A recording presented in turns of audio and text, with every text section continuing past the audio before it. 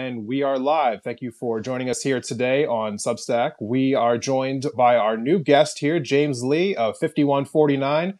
James, how are you doing today, man? We appreciate you coming on the show. I'm doing good. Yeah, thanks for inviting me on, Des. Yeah, absolutely. We were having a little bit of technical difficulties there a minute ago. Don't know exactly what's going on here in Substack world, but hopefully they'll get it all figured out here. Planning on talking about 4 different topics here today. Israel and Iran's war. Will the United States be joining it? We're about to find out because I think that decision is probably imminent. 62% of voters say that they are unhappy with Democratic leadership. Do they want new leadership, actually, though? We're going to talk about that. The ongoing protests around the country because of the ICE raids in Los Angeles and other cities. We're talking about our feelings on that. And then finally, Palantir. If you haven't heard about Palantir, we're going to be talking about it, why it's important for you to know what's going on with it, and what exactly it can mean for everyone around the country if it does go fully implemented the way it seems that it might. But first and foremost here, talking about the war that's going on between Israel and Iran. Israel launched what they refer to as a preemptive strike against Iran, killing some of their military generals, killing some of their nuclear scientists, striking Tehran multiple times. Tehran responding by striking several different cities in Israel, Haifa, Tel Aviv, I think a few other cities in the southern Israel. This back and forth bombardment's been going on for over a week now, and it seems imminent that the United States will be joining in with the offensive strikes. Apparently, Donald Trump right now is considering using these bunker bombs to go into Tehran and go after their what they refer to as their nuclear facilities. But I'm pretty skeptical that it would just be that if they go ahead and do that. But before we get into all the different details here, James, I know that you've been following this quite a bit. What are your thoughts on what exactly is going on between Israel and Iran? And I guess my first question to you is, do you think the United States should be involved in this in any way? I have a lot of thoughts on this, but to answer that last question just very directly, I don't think the United States should be involved in it because I just don't see how it's in our national interest to do so, to Yeah, fight another foreign war. And I just, looking at everything, I just don't think we're in a spot to be able to do that as a nation. I mean, if you look at the Iraq war, that was 20 years ago, yeah, right? yeah, A little over 20 years ago. I think everybody would agree that the country is in a different position. We were much stronger 20 years ago, and look at what that did to our country. Not just the region, the Middle East and how everything is all screwed up now, but just looking at our country, we were in a much stronger position yeah. financially, economically. We didn't have as much debt. In infrastructure, all this stuff has declined over the last 20, 25 years. And I just don't think our resources are best spent on fighting another foreign war, especially since it's not quite clear what we would be getting out of this foreign war. It seems as though that the main objective here is just to help Israel. And that is the part that I am just baffled by. When you hear senators like Ted Cruz, he had a conversation with Tucker Carlson recently, like trying to cite like biblical reasons why they needed to help Iran or help Israel against Iran. You hear so many like neocons talking about like, oh, we can't let Iran get a nuclear weapon, but it's like, but Israel has nuclear weapons. And if nuclear weapons are such a problem, then why aren't you rolling tanks into Moscow? Why aren't you rolling tanks into Beijing? Like these are countries who you consider to be hostile nations. They have nuclear weapons. I mean, like it seems a little baffling to me that Yeah, I don't think they figured out a coherent message on that, especially right, in that Tucker interview. It did expose a lot of fallacies from a logical perspective of what exactly are we doing over there. You throw out this conversation. First off, is difficult to have sometimes because of the anti-Semitism claims that right. because why are we so focused on Israel? There's other countries that are causing all kinds of things in the world. Why are we so focused on this one? Poor Israel, this kind of thing. But then if you look at some of the other components of this issue, it's like, okay, if Iran had nuclear, we wouldn't be doing this. Like, we just don't go in and bomb China. We don't go bomb North Korea. We don't do these kinds of things is because they have a deterrent. So that means if Israel's comfortable lobbing missiles and killing their scientists and their top negotiators and people in their military, that probably means that they're pretty confident that Iran's not going to be able to strike them back with any sort of major force. I know there have been some bombing in Right. cities around Israel, but I think the damage has been fairly minimal. Although, Although it is sort of interesting to see them cry over, oh my God, they're bombing the hospitals and they're targeting civilians. And I just don't, I don't see how, I don't know, I don't know how they're not self-aware about what they're saying. It's like we, It's mind-boggling. It is truly mind-boggling. Yes, because for those who may not know, I don't know how you wouldn't know at this point, but they have leveled basically every hospital and every single medical facility in Gaza over the last 2 years now, almost 2 years now. And they've never really cared about that whatsoever. They were like, oh, that's just the cost of war. It's just these things just happen. Or Hamas was underneath hospitals. That's the justification they used quite a bit, even though we are seeing reports that the IDF does have military installations underneath hospitals in Israel. So, it's one of those, every, accusation is actually an admission kind of a thing. So, yes, we are seeing now these back and forth different missile barrages. And the question kind of just lies on Donald Trump. What is he going to do now? He seems to be very much adamant that, Iran can't have a nuclear weapon. So all of his language kind of leans towards the fact that it seems like he's going to get the U.S. more involved in all of this.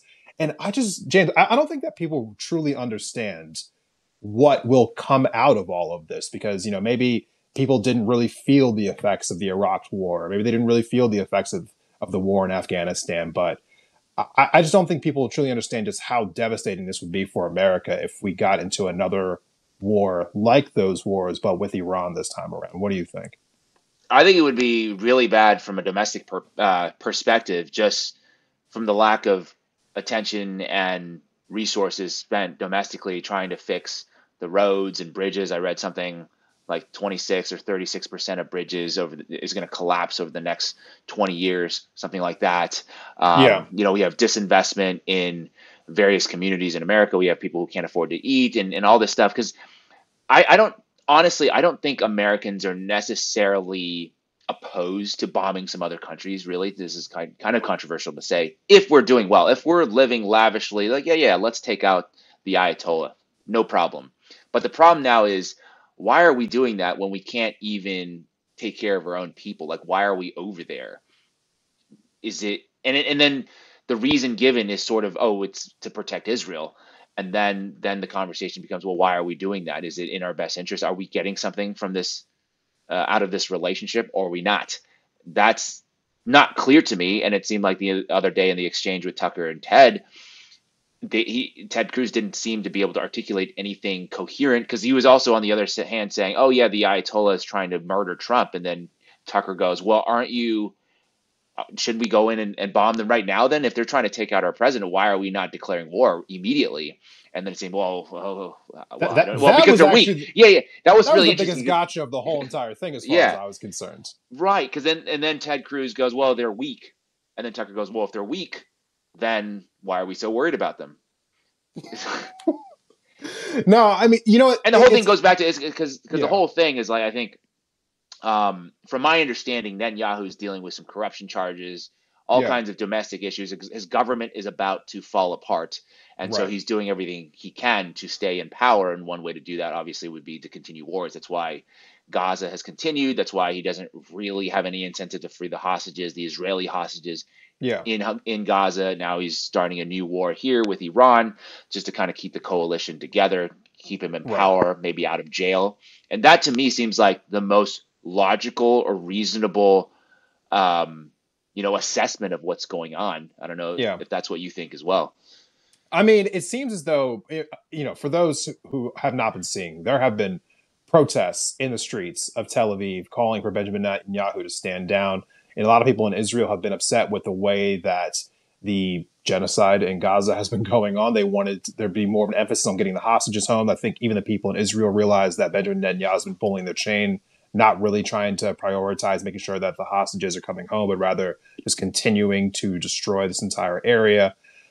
So yeah, he's not the most popular figure right now, and I think he knows that as soon as everything that is going on in Gaza, or the strikes going back and forth between Israel and Yemen, or now with Iran, once that all comes to a close, his government will also come to a close. So he has every interest in the world in prolonging this, and unfortunately, it seems like our government also seems to have an interest in helping him no matter what. And it really just comes into the conversation of foreign influence in general. I mean, Well, I was you told there was have. no foreign influence. I was told APAC is not influencing. That's what I was told, is that they're actually not a foreign lobby. They're a domestic lobby of Americans. I personally do not understand how APAC actually gets away with not being considered a foreign lobby. I mean, do you actually have any insight into that? Well, it goes back to John F. Kennedy in the 60s when he wanted to make them register. At that time, I think it was called the Zionist Council. I can't remember the exact name. It was not called APAC. It was called something. I think the American Zionist Council, something like that. Yeah. And something happened to John. we don't know. And then the issue kind of went away because immediately after Lyndon Johnson took office, the U.S.-Israeli relationship got much, much closer because Kennedy was much more. He scrutinized the Israeli government much more, right? He said, "Hey, I want full reports on the nuclear sites that you're developing, like what's going on." And he felt like he was given the runaround by the Israelis, by their prime minister. I think is it Ehud Barak? No, it was not. It was, I can't remember who is it. Eshkol. I can't remember the prime minister at the Yeah. time. But anyways, he felt like he was given the runaround. But as soon as Johnson took over, then relationships got very, very close, and that whole conversation was over. And Yeah. then APAC was never forced to register as a foreign lobby, and I think as their strength and over Congress has accumulated over the years, that has never just that conversation has only been in kind of alternative media circles, very not within the mainstream. I don't know if I've seen one time in mainstream media, the MSNBC, CNN, or Foxes of the world ask that question to say, hey, why are they not registered as a foreign lobby? Tucker did that in that interview, but he's no longer with mainstream media. Right. Yeah, I mean, it does just beg the question in general. Why does this lobby kind of like have all the different privileges that they have? Why is it that so many people in our government just seem to be constantly trying to go to bat for the state of Israel? We saw that Ted Cruz, thankfully to some organizations like, Track APAC, showing that Ted Cruz has taken close to $2 million from them during his career. But you don't really need to see those numbers because he will tell you that he is a staunch defender of the state of Israel, and that was his number one goal when he got into Congress, was to make sure that the state of Israel was protected, that he was their biggest protector. So we are constantly dealing with people here in America who want to do basically whatever Israel says. And I feel like this is like one of those like rare moments where the left base and the right base, for different reasons, seem to be on the same page. That nobody wants to actually see a war with, a war where the United States goes in just to help Israel. Like who the hell are they? Why do they need any more of our money? Why do they need our support?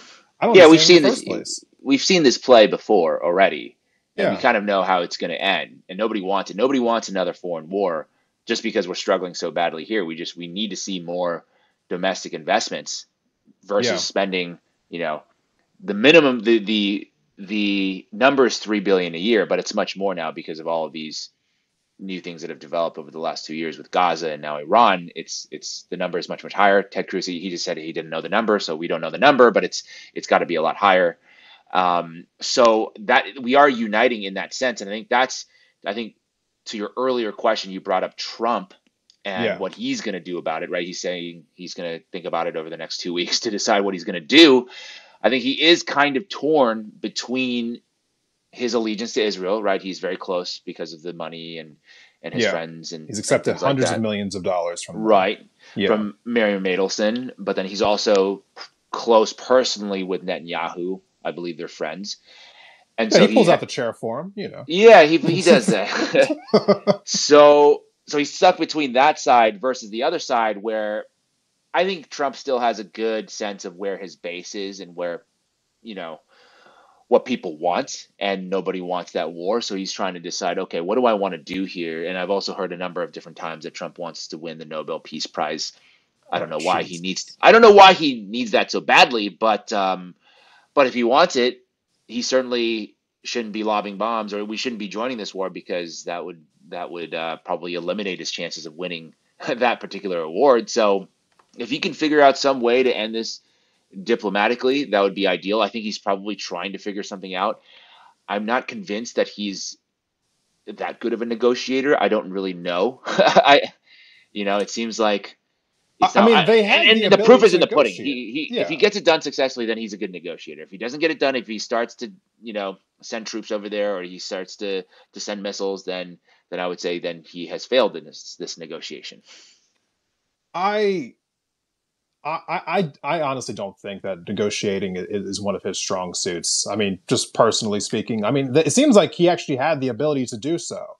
Iran was planning in good faith to meet with them. They had something scheduled for the week that Israel launched its attack. And several EU countries have reached out to Iran over the last like week here and asked them like why they aren't trying to engage in more diplomacy. And I forget exactly the name of the top person in the Iranian government, but the response was, we were trying to do diplomacy and then we got attacked. So now what's the point of doing diplomacy? And I have to see it from their perspective here. Like if I was planning on having a negotiation with somebody and then somebody within the negotiation decided to bomb my country, my capital, and take out like top members of our military, how would the United States respond in that situation? There would be Like no more seriously, diplomacy. Yeah, it would be exactly. over. There would be no more diplomacy. So I understand where Iran's coming from in all this, and truthfully speaking, Donald Trump gets this label as being this anti-war person. He tried to like advocate Well, that it's for not a himself. label. He literally had campaigned on it. It's not other people attributing that to him. It's him Right, saying that overtly over and right. over again. And we have not seen really any evidence of that. I mean, since he's come in, he's been leading bombing campaigns in Somalia, leading bombing campaigns in Yemen, threatening to annex Panama, Greenland, Gaza.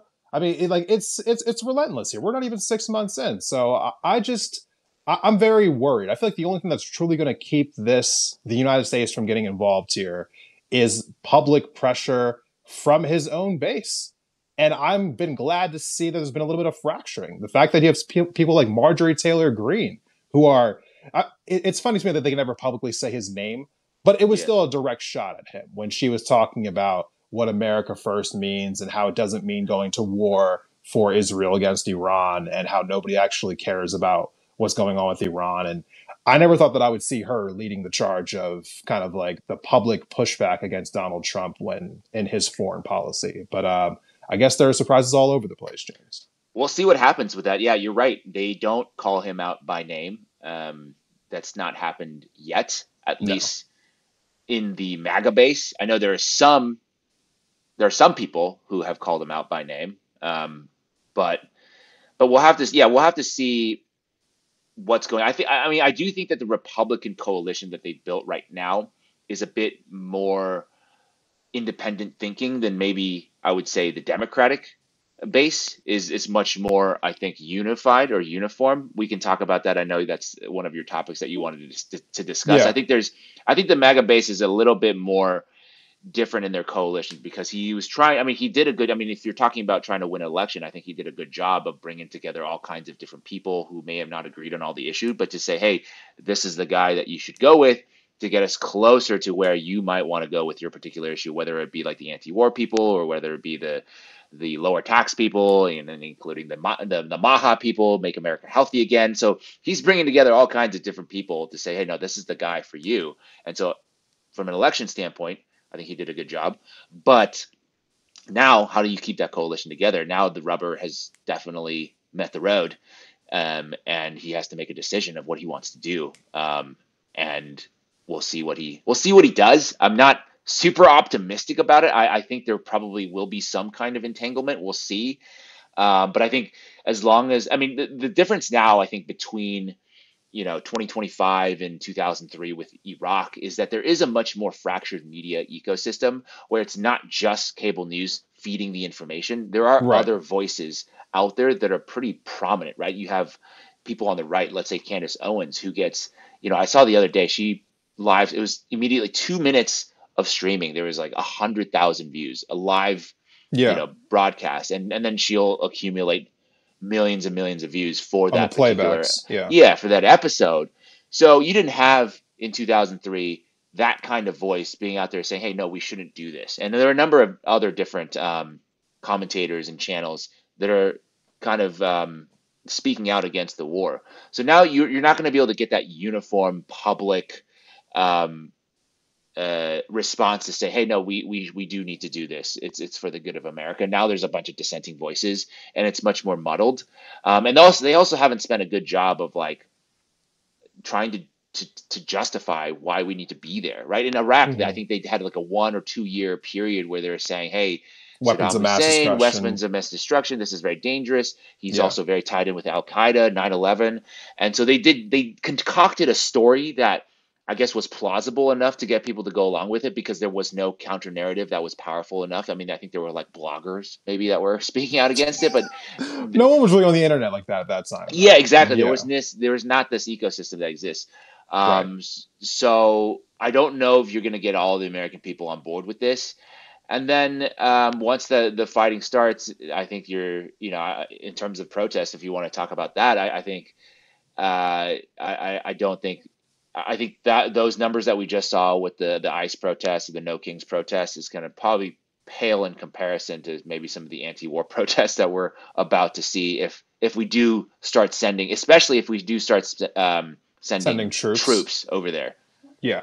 Uh, yeah, no, I think there is going to be no doubt in my mind that those protests would be bigger because those protests wouldn't be as, I guess, partisan, so to speak. You would see more of a unified collective here because, again, nobody really wants this war outside of maybe the defense contractors in Northern Virginia and all of the members of Congress who are going to watch their stock portfolios boom from sending troops over to the Middle East to die. So I do want to transition to our next topic, though. 62% of Democratic voters say that they want new party leadership. And I have to tell you, this is something that I came across yesterday. And personally, I'm kind of surprised that that number is that low. And that I think that again illustrates just the grip that I think a lot of mainstream media still has over the Democratic base. Because as far as I'm concerned, the number should be way higher. But that's just me being in my own bubble. I think maybe I should be glad that it is finally over 50%, getting over 60% now. You are, I think we mentioned this in the previous live, but we had some technical difficulties. But I think you're the first person to come on with these Substack conversations that I've been having who isn't firmly in the left, who doesn't identify in that kind of a way. And so I'm kind of interested to get your perspective here, from somebody who's more towards the center about what's going on with the Democratic Party. Because from my perspective, it is a party that doesn't truly represent its base. And it upsets me a lot. I constantly talk about how the party needs new leadership, how if it's ever going to truly oppose the Republican Party, that it actually has to have just a brand new representation to it that frankly I think just needs to be torn down and rebuilt. But I will save my thoughts here for a second. What are your thoughts about the Democratic Party, and do you think that it needs new leadership? Yeah, full disclosure. Yeah, I don't really consider myself a Democrat or Republican. Yeah, I did come up, many, many years ago now. I was very firmly in that Bernie camp. That was kind of my first foray into truly paying attention with what's going on in American politics is through that 2016 campaign yeah, for Bernie Sanders. And that was my first awakening. Because I think as a kid, I kind of grew up in a more liberal area and we were just taught, Democrats are good, Republicans bad. And that was my first awakening to say, whoa, okay, so I think the Democratic Party is not as democratic as I thought yeah, through that process. And so, in terms of the number, 62%, yeah, it does seem low. But I think, in looking at some of the numbers, I saw one recently, Pew Research, I think still 70, 80% of Democrats who are people who identify as Democrats trust mainstream media. And yeah. it's much, much lower in the Republican Party. I think it's down to like, maybe below 50% at this point in terms of trust of mainstream media. Right. So they have a much more narrow, still kind of a very gate kept ideology to say, hey, no, this is what the party believes in. If you don't believe in this, you're kind of not a part of our party. So I think that has some impact. And so I don't really, I mean, one of the reasons why I left the Democratic Party is because I think the Democratic Party is in a lot of ways more dishonest than the Republican Party in terms of representing their base, because they talk a Yeah. lot about human rights, immigrant rights and all this kind of stuff. And this is Yeah. especially pertinent now because of the ICE protests. And I was kind of, I spoke out a little bit against. I mean, I am not for what was happening with ICE, but I also had to remind people, Obama was doing the exact same thing. His numbers are actually even higher. And people would say, no, they were doing it in a much more judicious way and they were following the law. And I said, no, that they were not following the law. They were rounding people up without due process, and they were shipping them off. And sometimes they mistakenly arrested American citizens as well. There are numbers. There are a number of reports of this, and you can go find it and Google it if you want to. So then I thought, okay, so then this means that this whole protesting is I think is a manufactured outrage against Donald Trump to say, oh, look at what he's doing. And objectively, you could say, oh, what he's doing is not so good. But the only reason why you're activated against it now is because he's the one doing it versus somebody else in the past that was a member of your party. So I found that to be kind of disingenuous. I know a lot of people on the right were saying, hey, all these protests are like AstroTurf and George Soros is paying people and this and that.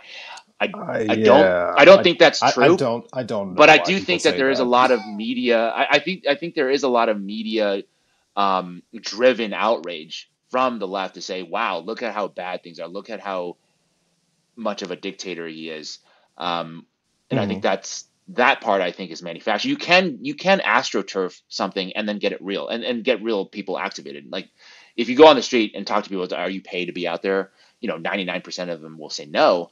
But Right. you ask them why they're out there, is like, well, I saw this in the news, I saw that, and it's now because they're starting to highlight these stories in a human way. They're saying, oh, look at this guy, hairdresser, shipped off to El Salvador. This other guy who was a father, and this happened.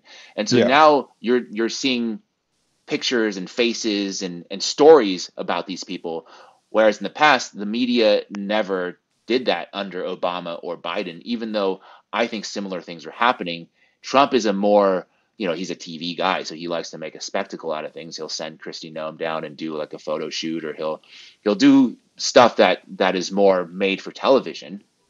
But yeah, that's kind of. I know you didn't ask the specific question about that. I've drifted off of your initial No, question, but it's okay. but We'll come back to all that. those are my thoughts on that. And I just think the Democratic Party can't properly represent its base because the donor base is it's so similar to the Republican Party in many, many ways.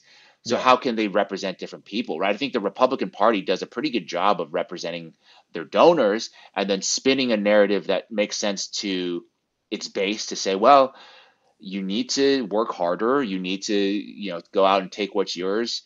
And if you're not successful in this life, it's up to you, self-determination, this kind of thing.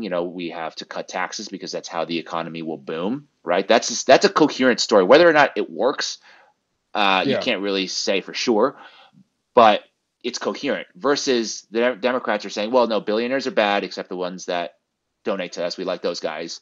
And, we also are against shipping off, immigrants, but we also don't represent them all that well. We don't want to take that next step to say, to actually enact any policy change. And then we're also, we don't like wars, but this war is okay because we need to defend Israel. And so none Ugh. of it is coherent. It doesn't make any sense. And then there also, if anybody speaks out within the party, like David Hogg, well, we got to get rid of that guy. Uh, I don't know. I don't know all the details to be honest with you, but I don't know how they nullified his election within the DNC leadership. I have no idea how, but they did. Yeah, no, they did, and that's something that was really concerning to me. But the Democratic Party, as I continue to be like a broken record with this, but I just truly believe that they cannot go on, or at least we cannot go on having their leadership being intact because there is no continuity that currently exists that actually represents the people, for what they say that they need. I mean, I think because of the situation that we were in with the two-party system, and the fact that both these parties continuously crush any kind of, momentum to actually have an outside challenger from the left or from the right, we feel like we're kind of stuck in this binary of like, oh, which party more represents me? Because you don't really have a party that truly Yeah. represents you right now, right? And so I know for me, that is the situation that I am in. And it really just comes down to two different things. Do you want to try to help a third party challenge the Democrats, or do you want to see Democratic Party just be toppled and turned over and more accurately represent the leftern base of American politics.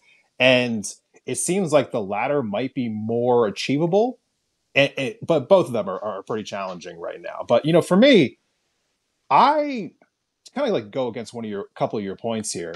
Okay, let's do it.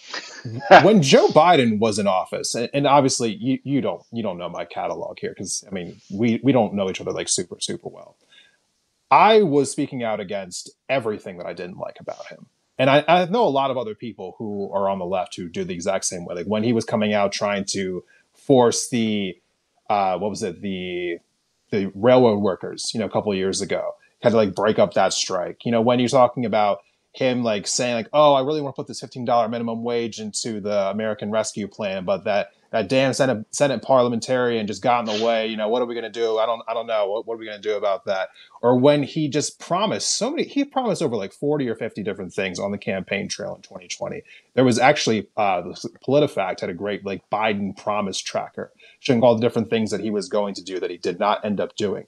There are plenty of people on the left who are criticizing him for it. I think the problem is that there are just so many people who are just satisfied just having him in office that they didn't care about criticizing him any further. There's a lot of who on the left? That's my question. Is who was there any CNN anchors or MSNBC people no, but criticizing like Biden, I think like those people shouldn't be or considered even to be like or even Pod Save America? You could right, talk about the alternative folks as well. right, I but didn't see that many people that I had. wouldn't call Pod Save America to be the alternative people if we're being 100%. I think you work for one of the alternative people, being, Crystal Ball being at Breaking Points, her husband, Kyle Kalinske, they're friends over at TYT to a degree, Hassan Piker. I mean, you Right. reference Candace Owens, but like she's also an outlier on the right when it comes to, actually going against Trump. The Charlie Kirks of the world, the Ben Shapiro's, the Steven Crowder's. I mean, like they're not actually pushing back against Trump. They're no different than Fox when it comes to actually like being all in for whatever he says. So I mean, I think these two bases, they to a degree have a really similar problem, which is the fact that whether you're looking at mainstream media on the left, mainstream media on the right, or independent media, there's a lot of just coalescing around the party establishment. But there is also people who are pushing back, in the mainstream or in the more independent sphere, but you have to go a little bit further down the chain. I wouldn't consider Pod Save America to be true independent media. I mean, they kind of Well, I go don't out know of if their there's true independent left media. I don't know if that it really exists. I know Kyle Kalinske would probably, I would throw him in the truly independent left, probably still. Hassan Piker is But not somebody who Hassan, I've ever seen. He's not out there perpetrating DNC talking points like ever. no, that's true. Okay, so yeah, okay, I'll give you that. And I Yeah. think that goes back to, I do think that there is, I will amend, but and say that's probably that, I'll probably agree with you on that. But I do think that there is probably more diverse opinions on the right, a little bit more, just because the coalition is much more fractured. There's less of like uniformity on the right, um, just from an ideological perspective. I mean, there's charts that come out and say, hey, Democrats are much more aligned on, hey, you need to believe in all of these points or you can't be a part of this party, versus I think the right is much more of a mismatch. Yeah. But and I also do think it has to come down to the ultimate ideology of who the party represents and the story and the narrative that they come up with. The Republican Party is better at doing that, right? Because they're better at saying, hey, there's maybe a wage crisis, there's inflation, and it's because there's illegal immigrants, right? That's what they're saying. And Okay. the illegal immigrants are fundamentally illegal by definition. So even though it doesn't really, maybe that's not the true cause of it, it's a better, it's much more coherent to say, yeah, these people are causing problems, because then you can't go out and argue for illegal immigration, because that also doesn't make any sense. And normal people can't get on board with that. I just think that the Democrats are less good at spinning the story because it doesn't make any sense to them, because they don't have a coherent narrative to sell to say, hey, this is why you're struggling really bad. Right. Well, I do think that there's a little bit of a misnomer here about the Democrats. I feel like sometimes, like what the Chuck Schumers and the Hakeem Jeffries and the top, like, apparatchik of the world, what they're willing to like put out there in the ether doesn't always represent everyone here at the base. I mean, and I think that there's also a lot of left creators who are either on YouTube or on Spotify or on Instagram or on TikTok. A lot of these people that maybe if you're outside of the like traditional like political like sphere, you're probably just not going to know they exist, but they still command a large influence. Plenty of people who do push back against democratic, like leadership talking points. And I think this actually kind of contributes to this conversation because there are people, I mean, like, I know, for instance, I create content on Instagram. There are people who I'm friends with who have much larger followings than I do. These are people who get millions and millions of people who look at their stuff on Instagram and TikTok week in, week out, and they are not contributing to DNC talking points. In fact, they're upset with the Democratic Party, and they voice that consistently. I know that I was voicing it consistently. I was slamming Biden constantly last year and the year before that and the year before that, but particularly last year when it was talking about the genocide in Gaza. So I think there might be a little bit of a disconnect because maybe. Well, then why would you go out if you, or so you're slamming, so I give you tons of credit for doing that and speaking out. Yeah. But then at the end of the day, Yeah. what exactly is the party saying? It's like, hey, if we need, let's say, more workers' rights, right? That's Yeah. probably one thing that the base would want from the Democrats. Yeah. Probably. How could you go out and say, well, we don't want to keep Lena Khan on board? That makes no sense to me. Makes no sense to me. Yeah. So it does, right? And at No. least for Trump, it's like, oh, I'm going to be deported. I'm going to mass deportation. So I'm going to put in a guy that's, all about that. And it makes sense. It's like, yeah, we want that. That's the guy. And so Right. there's less of a disconnect on that side to say, I'm going to do this, but I'm going to put in somebody else that doesn't make any sense. No, I think the point that you made about the fact that the Republican leadership seems to be more in line with what their voters want. I mean, I think I will agree with that. I mean, I don't agree with what the Republican voters want, but I do agree that their representation does seem to be more in line with what they're asking for. They asked for mass deportations. They are getting mass deportations. The things that we ask for, we don't really seem to get from our party politicians. I mean, it seems like they're just willing to give us a bunch of excuses, which is why I'm so constantly trying to talk about how we need to get rid of them. I mean, I constantly talk about the fact that I want to see more politicians on the left primaried.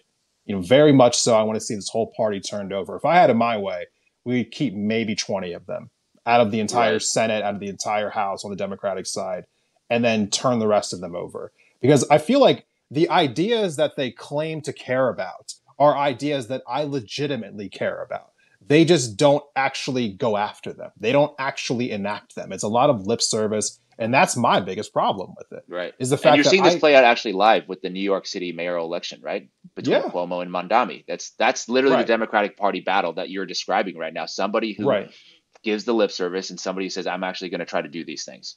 Exactly. And look what's happening right now. Yeah, no, this is, again, this is kind of like gets to the crux of like my problem with all of this is the fact that like I legitimately want people in office who are going to do all of this, who are actually going to fight for affordable housing, or to fight to make things cheaper for people, who are going to go out of their way to challenge corporate power.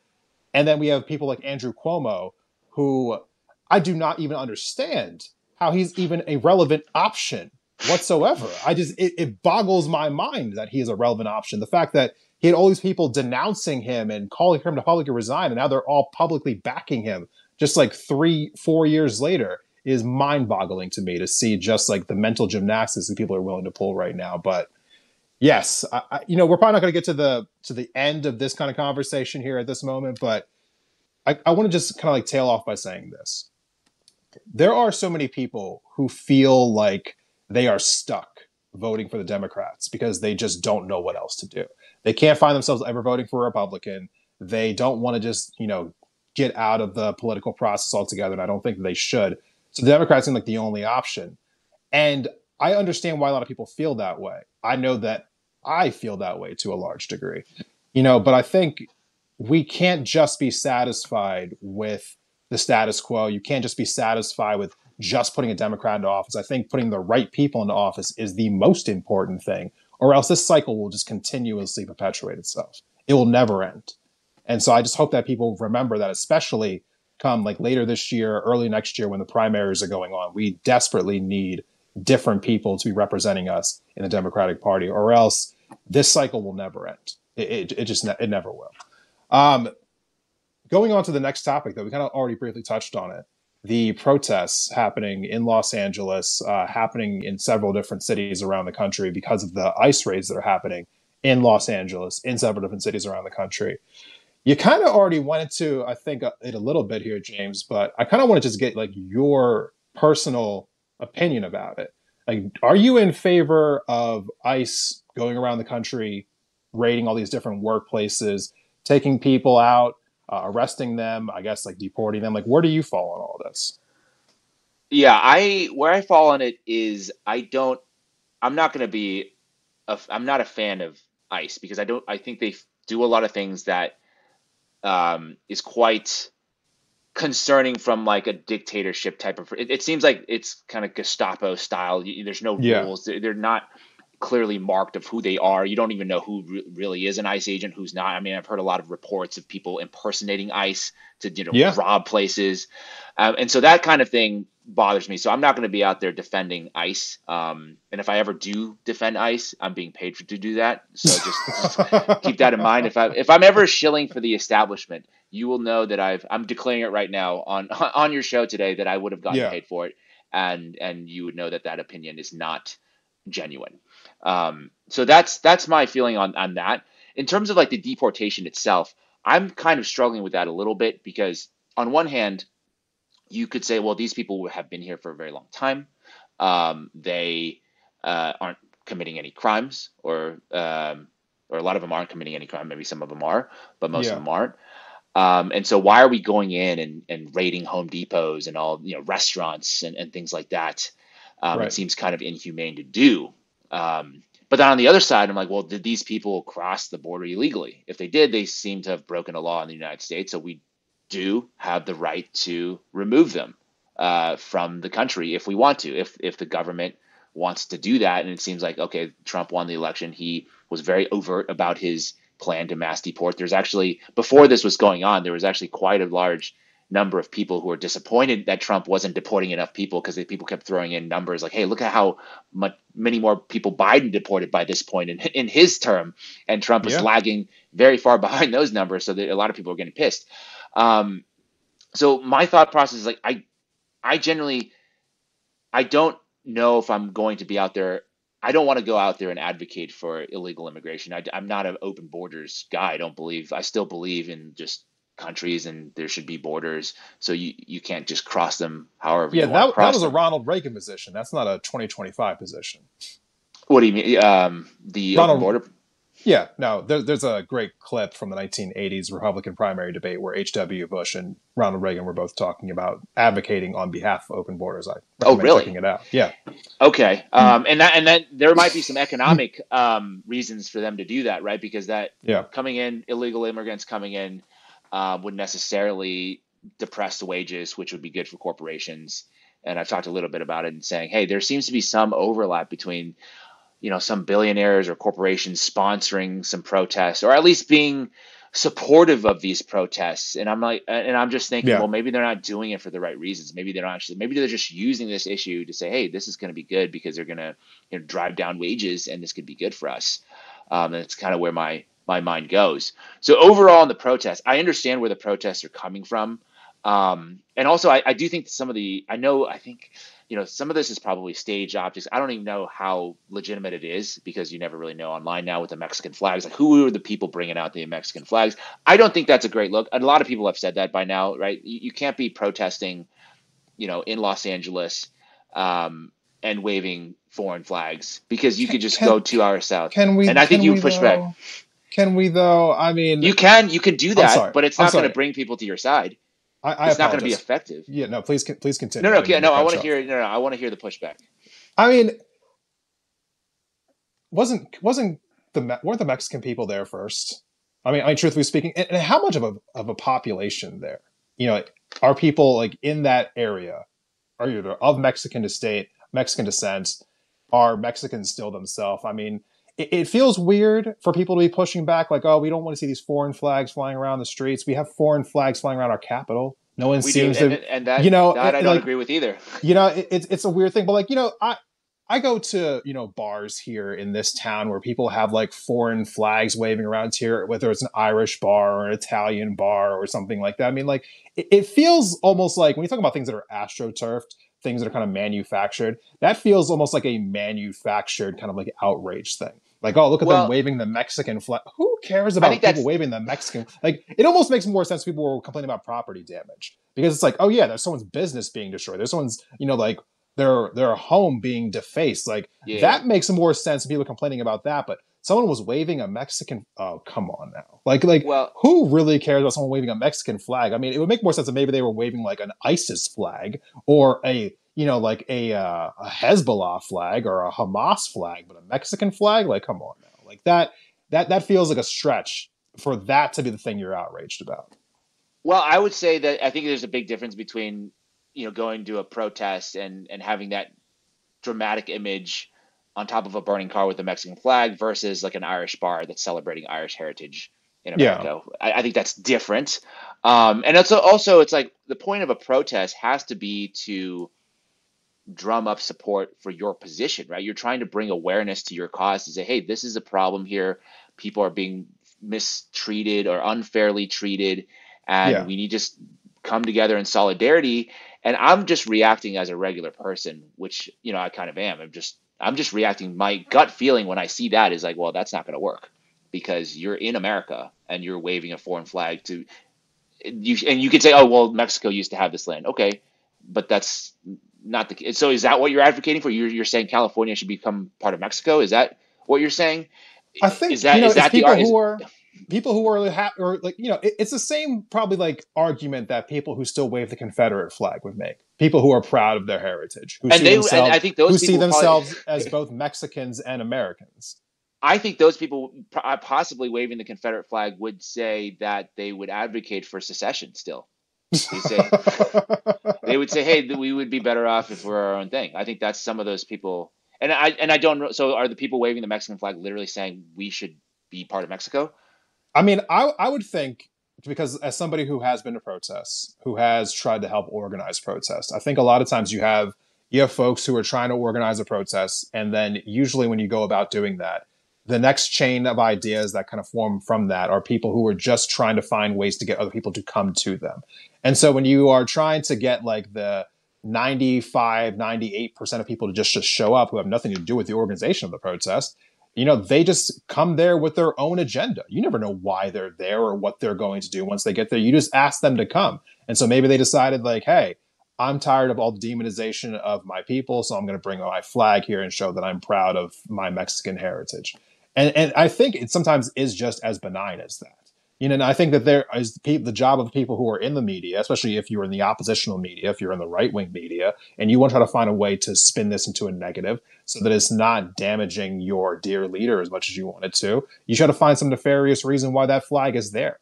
But I think it could be just as simple as someone just thinking that, hey, I'm just here trying to show that I don't think that it's okay to be demonizing people from this country. I'm from this country. My family's from this country. I brought this flag with me. Maybe it just was that simple for some of these people. I don't know because I'm not there. I haven't had a chance to talk to them. Who really knows why they brought the flags there? But I think that sometimes I see this almost like urge to drive into conspiracy lane too much when it comes Well, to breaking down yeah, protests. You know what I mean? absolutely. There's a lot. I mean, with the bricks, there's like is Soros bringing bricks in Right. and You this brought and that up in that. one of your videos. Yeah. Right, and I said I don't think Soros is bringing in these Descending bricks. bricks. Right.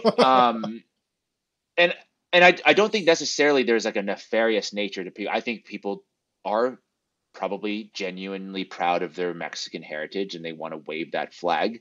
I just think that um, it's it's the difference between do you want things to change or are you just out there to just cause just kind of like vent a little bit and then move on with your life to say I'm going to go out today, burn some cars, wave the Mexican flag, and now I'm just over this. Or are you there to like genuinely bring about systemic change, right? For example, if we relate it to the pro-Palestine movement and those kinds of protests, right? I think it would be probably not a great idea for those folks to be then using the Hamas flag. I think that would be a bad move. It doesn't mean they can't do that. It Yeah. just means that it won't work as well. And so that's kind of what I'm saying here. And that's how I genuinely or generally break things down in my commentary sometimes is just to say, is this going to work for you or not going to work for you? And why are you there? Are you just there to do stuff and then move on or not? And I think, of course, from the oppositional media, you're definitely going to find reasons to drum up whatever you need on your base and say, look at all these, we have a foreign invasion happening here in California, right? That's kind of what they were saying. Yeah. I believe that there's a foreign invasion. I don't think there's a foreign invasion, but optically speaking, it's also not so good for the cause. Yeah. I mean, yeah, I think one of the last things I'll say about like the optics of these protests here is like I think when you go out and talk to people who are at a protest, it seems to me like everyone has a different reason for being there. And most people who come to there, it's just an event. It's something to do. Like we are all online on a day in and day out basis. You know, Yeah. you and depending on how your social media algorithm is tailored, because we all kind of are in our own unique bubbles of, our creating, thanks to our tech overlords. Like you are getting a particular set of news points from the particular set of news points that you probably are interacting with the most. And so you are either probably very okay with mass deportations and ICE on some level, or you're probably very not okay with mass deportations and ICE on some level. And so if you are in the not okay camp, and you see other people going to a protest who if you heard about it, it's an event, you show up there, you yell it a little bit, and then you go home. I think most people do use it as a way to vent. I do think that there is more of those people showing up there, probably dramatically more of those people showing up there than people who come there with a specific agenda. I think those people, the people who are chronically online, like myself, maybe you fall into this category too, who actually do speak online with a sense of an agenda. I know that I try to have an agenda, so to speak. It's usually to help people realize that things are fucked up and that we need to change them. Uh, I do think that there's a lot less of us than there are of everyone else who are just kind of out there just to yell and make sure that people understand that they're not happy with what's going on in the country. Um, I do kind of like want to round back to the ice raids just for a quick second here before we kind of kill this Mhm. conversation completely. I think one of the problems that I think have with the framing of this was happening underneath Obama, this was happening underneath Biden. People are just talking about this now because Trump's doing it. I personally push back against that because while I do think that would be true for maybe like we were talking about earlier, like the Positive America people, or like maybe like MSNBC or maybe CNN. I think there are a lot of us more in the independent sphere in the left who, no matter who it is, you are going to protest this because, as you were saying earlier, we shouldn't have ICE, out there without warrants, with their face covered, not like ever saying who they are, plain clothes, just like gripping people off the street, going to immigration hearings where people are doing what we are legally asking them to do, showing up to their day in court to plead their case to be in the country, and then being abducted from there. Like, I don't think that ICE should exist anymore. I just feel like the way that they operate just does not make any sense to me. This extrajudicial way. I mean, it would be a different story if they were operating in completely legal ways where they were showing up, giving people due process, like not really kind of like ever like not saying who they were. It'd be a different story if they were kind of like following normal channels that we all assumed from law enforcement, but we're not seeing that. What we're seeing is honestly, it feels like to me, is almost like a pretext for like what the next stage of law enforcement could be overall. And that scares the hell out of me. I just don't think that any police force should be operating the way that ICE is. And so I don't think that that organization needs to continue to exist. But yeah, if this was being done under Biden and we weren't talking about it enough, I think that that is a failure, on the media as a whole. But like, I know that if I had been seeing the videos then the way that I'm seeing them now, it would have been no different because every time that I did see something that Biden was doing that I didn't like, I was calling it out last time over. And I think that we need more of that on the left in general. There has to be a consistency in values no matter who is in office. Do I like Donald Trump? Absolutely not. But I got to tell you, if Joe Biden was in office or if Kamala Harris was in office right now and the exact same set of circumstances were playing out, I would be giving you the exact same set of commentary. And I hope that we have more people doing that as time goes on, because that is the most important thing as far as I'm concerned. Well, I would have to say that I'm glad you're one of these people. It just doesn't pay as well to do that, what you're just describing. It Um, doesn't pay well right now anyway. So, I no, mean, I think if you're one of these other folks, I'm going to name some names, some Aaron Parnas type of people. I think you're going to yeah, make a lot more money if you just do the party talking points, right? If yeah, you're out there trying to be principled and saying, I'm going to critique my side when it's necessary. I don't think Yeah. that's well appreciated by your side, at least the No. leadership of your side. Probably the people, some people might appreciate it, but also I generally think that people don't like being whiplashed like that either, because that's kind of the space I'm in. Is that I truly do feel like I fall on both sides because I'm kind of issue dependent and I kind of think through it myself. So I do get a lot of feedback from my viewers or people in the comment section saying, "Man, this is like whiplash. Like you're going, you're talking at one point, you're talking about anti-Israel stuff, pro-Palestine stuff, and then you're going anti-vax, and then you're doing, all, it just doesn't Yeah. align. A lot of people feel like, what the hell is going on? But I'm like, That's just who you are. that's just what I believe. And I'm backing it Yeah. up with some supporting evidence to say, hey, this is why I think, we should be thinking more critically about X, Y, and Z issue. And I do try to bring some receipts to the table versus just saying, hey, this is how I feel. It's like, oh, I feel this because I've seen some data or some evidence or some historical occurrence that might be relevant to today in terms of the context. But to your point about the ICE and whether they should exist or not exist, Yeah. I'm not convinced that they should or shouldn't exist, but I think they're obviously there. There's a purpose for them, right? It's like it's customs, immigration and customs enforcement or whatever, whatever it stands for. But their job is to round people up who are crossing the border illegally, right? I mean, there's Right. Can we you could pause that for a second though? Because yeah I think this is actually a particularly important point that kind of gets lost sometimes. Most of the people who do enter this country are coming through a point of entry, yeah and they are claiming asylum. And so coming through illegally, I think, is a little bit of a misnomer, because you're saying that I think the narrative that's perpetuated too often is that everyone's not coming in through these port of entries. They're just coming in some random spot, across the Rio Grande, and that they're just like flooding into the country that way. But most people Well, are coming that's in. what the reports are saying, right? In the Biden years, that was the reporting that people were coming in through Right, these. but the customs agents will Yeah, tell you that most people are actually coming through these ports of entries, and what's ends up happening is that we don't actually have the immigration judges on the border mm, to actually go through and process all these people. So what they end up doing is essentially it's almost like it's a catch and release deal. People are coming in. We don't have the ability to see you right now. Come back in 6 weeks for your court date, or come back in 6 months for your court date, and then people don't show up for their court dates. okay. And that, it seems to be, was actually playing out here. There's actually a backlog right now of over, I think it was like over 2.5 million cases that are still waiting to be heard by immigration judges.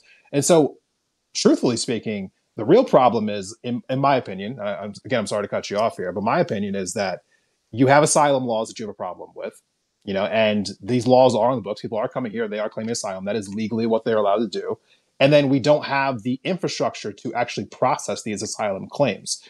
The the obvious fix to me, is to either do one of two things: either change your asylum laws, or add more immigration judges at the border so you can more quickly process these people and either turn them away, or say that you are allowed to be here just more quickly than what we are doing right now, which is letting people stay here for years before they ever even get their case heard, which makes no sense whatsoever. Right. Well, you're talking about actual solutions, okay? But most people are trying to talk about what the framing of the issue is, Yeah, which is where it gets lost, right? Because yeah, now the Trump administration, I would argue, is not really trying to necessarily solve the issue in the most humane or most efficient or coherent way possible. They're just saying, hey, we're going to put a big show on, and we're going to go in and show my base that I'm the guy who they think I the am. mass deportation guy. Exactly. Yeah, So that's why they're doing it. It's a made for television spectacle. And that's why probably you didn't see those images in the past, because that's not all presidents. They don't all want to do this kind of thing. But he does. And so he's yeah, making a big show out of it. Um, and yeah, you could argue that there's better ways to even if you wanted to do the mass deportation, there are better and more humane ways to do it. That's not exactly what is going on. And you could argue that that's not just an immigration issue. It's all over the United States and all kinds of different issues. There's a very yeah. clear and easy solution, not necessarily easy, but there's a clear solution that should be implemented that's going to probably increase the chances of the best possible outcome. But they don't do that because it probably goes against some other interests that they have. And me being in California, a number of issues arise when I think about this, like the homeless crisis. There are actual ways to fix this, but it doesn't seem to be happening because there are a lot of other interests, let's say real estate developers trying to lobby the government to say, well, we can help solve some of this homelessness stuff, so give us some money.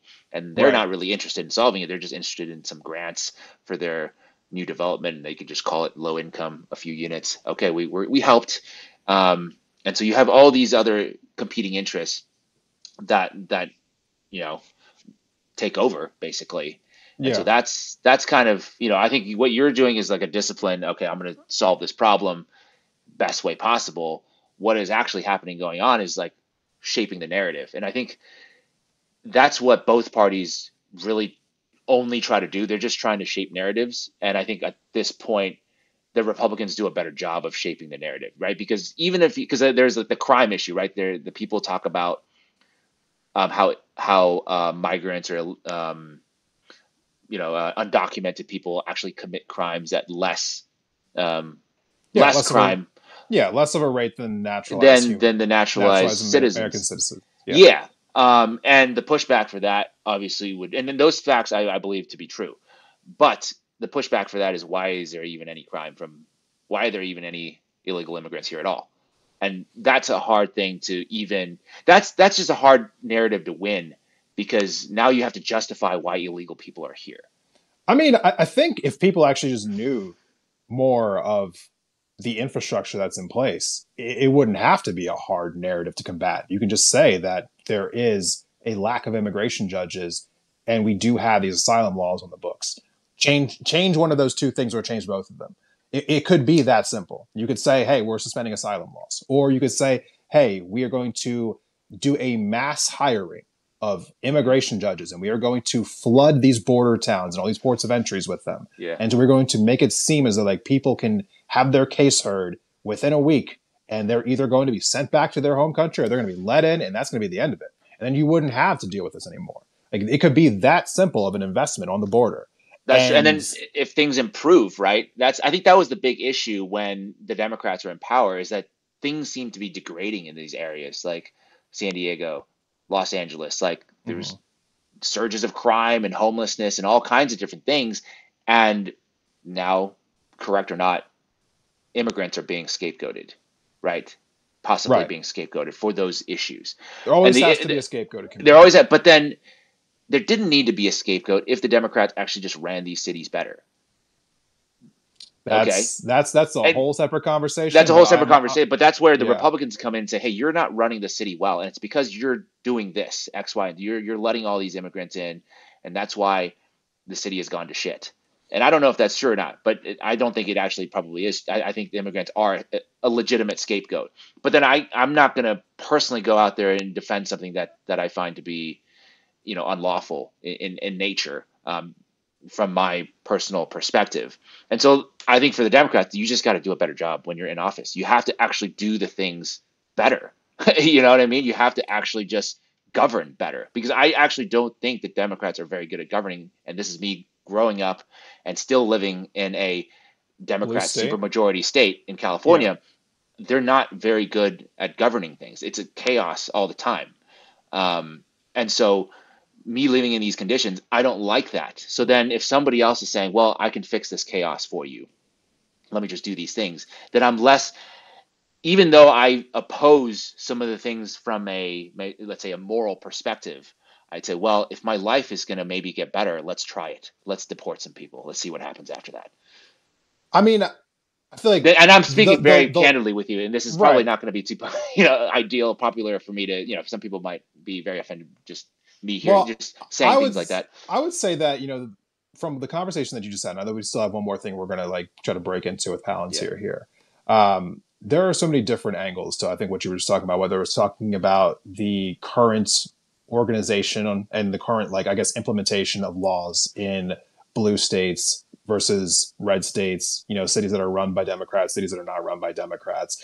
The impacts of how people are willing to vote for Trump or why they're willing to vote for Republicans in general when they see how things are being done when Democrats are the ones governing. There's a lot of different branches to take there. And I think that maybe it's a great opportunity for you to come back on the future for us to kind of go deeper into all of those. Because I do think there's, as we've had in these previous conversations, there's some different points that I would probably love to make here, points of contention. don't want to keep you for too long here, so I do want to get into our final subject here, talking about Palantir. This is something that I saw you talk about more than once on your channel, and I just truthfully don't think that enough people really know what's going on with it. I will admit that I don't know that I know all the different details about what these new databases are going to do for the American people. Could you just tell everyone a little bit what exactly is it, and what exactly we should be expecting as these things are to actually become implemented here? Right. For Palantir, I don't know all the technological intricacies of what they actually do to implement these technologies. From my understanding, Palantir, what they do is they go in and create these dashboards, Hmm. collating all kinds of different data from different departments in the government to make Right. sense of the data. Now, once you have that data, what they say is they're going to put it to good use to, stop terrorists or, uh, Don't we already have a whole improve. department for that? Yeah, well, so this is part of, I mean, my problem is now you're outsourcing to private interests and you don't, these people don't actually care about the well-being of the country as long as they make money. That's my problem, or one of my problems with this kind of public-private partnership is that the private side, they don't actually care if your country erodes Hmm. and conditions worsen. They just care whether they're getting their nut or not. And Yeah. as long as they're getting the big contracts, they don't really care. But I think the big issue, I think this is a uniting thing, which is why, I mean, I try to talk about uniting issues, is that nobody on the right or the left like Palantir, No. because what they're doing is they're essentially creating something that can be weaponized, right? There's a famous saying, the government, and I'm going to butcher it slightly, but essentially the government is going to try to take as much power as possible. And when they have that power, they're going to abuse that power to the maximum extent possible. Yeah. And so that's kind of what I'm speaking out against, is that, hey, this is a situation where it's very similar to like a Patriot Act thing. They're creating different ways to spy on people, and they're saying they're going to do it for good reason, right? They want all your data because and they want to create this master, quote unquote, master database. They've come out and said, no, that's not what we're doing. It's more nuanced than that. Whatever. But let's just say, for the sake of what we're of our discussion, it is something like that, where Right. So they know everything about everybody all the right. time. So they're creating these individual databases for basically every person in the country. Right. All of your information, internet traffic, like medical history, Medical. Yeah. basically everything there Movement. is to Yeah. know about you. I mean, like, yeah, all of your movement, GPS. Everyone has a phone on them at all times. Right. That's constantly being tracked. Um, every piece of information out there that can be accessed digitally, put it into individual databases for all 340 or 50 million people that are in the country. Right. Is that basically what we're talking about here? That's what, from my understanding, that's what that's what they're doing. Which Yeah. they say it's good. They say this is going to be good for the country. That's what. And and the thing is, that's where I'm coming from like a more libertarian perspective, is that you don't want to give these people these powers because they will abuse it. They've shown Yeah. that they've abused in the past. They will abuse it again. Right. And so that, and then if you let, and then there's other people who know, more about the founders. Like if you're talking about Peter Thiel involved, okay, so he's done a lot of weird stuff in the background, and he's like this transhumanist guy. He's like, do you really want this dude to be the one with his, thumb on the scale, with his, finger in the cookie jar of all these things? I don't know about that.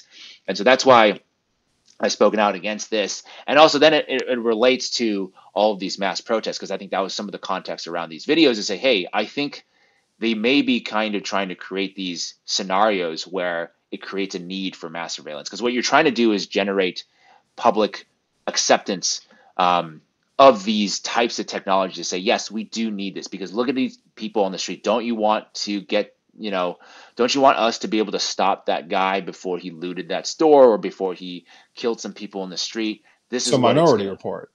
Minority Report is, a lot of people have Great. made that analogy on Twitter. I've seen a lot of memes Yeah. and clips like that. And that's where this is a little bit more on the conspiratorial side, is that, hey, is there some of are some of these events being generated on both sides? Because I think Palantir is a much more of it's a bipartisan thing.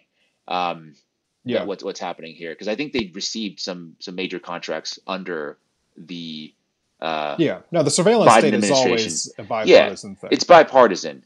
And so are both sides trying to gin up some kind of controversy and rioting and protest to then create the need for this, and also to distract from some of the other things that might unify us. Let's say war, right? I've heard people talk about that as well, to say, hey, it's kind of interesting how we're having all of these domestic cultural battles here at home right now that seems to be fueled by politicians and the media, and all this is going on at the same time that we might be going to war with Iran and potentially starting World War III over there, and not creating. I mean, imagine if the left and the right could unite on an anti-war protest. I mean, imagine how powerful that could be, and potentially will be if that were to transpire, versus Yeah. having this kind of, okay, anti-ICE or no kings protests, um, that seem much more partisan in nature than something like anti-war.